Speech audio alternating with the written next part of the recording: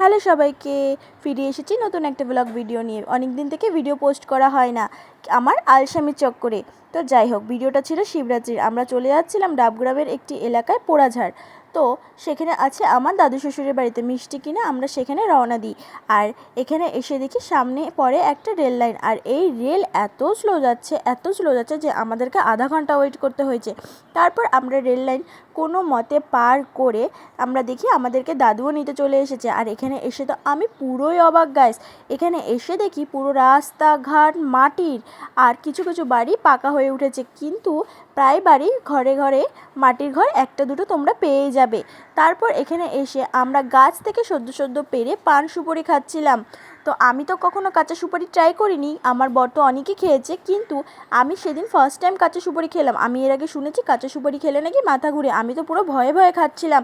কিন্তু দেখতে যেমন সুন্দর সুপারিটা, খেতেও অনেক দারুণ ছিল। তারপর আমরা এখানে এসে দেখি আকন্দ ফুলের পুরো বাজার লেগে গেছে, যেটা আমাদের এখানে 40-50 টাকা না শিবরাত্রির দিন, সেটা তো এখানে পুরো বাজার। আমি তো ভেবে নিয়েছি পরের বছর থেকে আমি এখানে বিজনেস শুরু করব।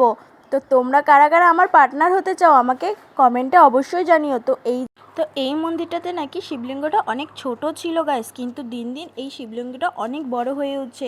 তো হর হর মহাদেব বলে আমি এই মন্দিরে প্রণাম করিনি। তারপর এসে দেখি মাঠের মধ্যে এই দুষ্টুমি শুরু হয়ে গেছে, আর দেখি এ বাচ্চাদের মতো ফোল্ডিং খাওয়া শুরু করে দিয়েছে। তারপর অনেক সন্ধ্যা হয়ে গিয়েছিল আর আমরা ওখান থেকে বেরিয়ে পড়ি, কিন্তু এখানে আমরা অটোতে আটকে আছি। আবার সেই রেল, কিন্তু গাইস এই রেলটা ছিল না সেই সকালবেলার মতো ধীরে ধীরে, মানে আস্তে আস্তে যাচ্ছিল না, খুবই দ্রুত যাচ্ছিল।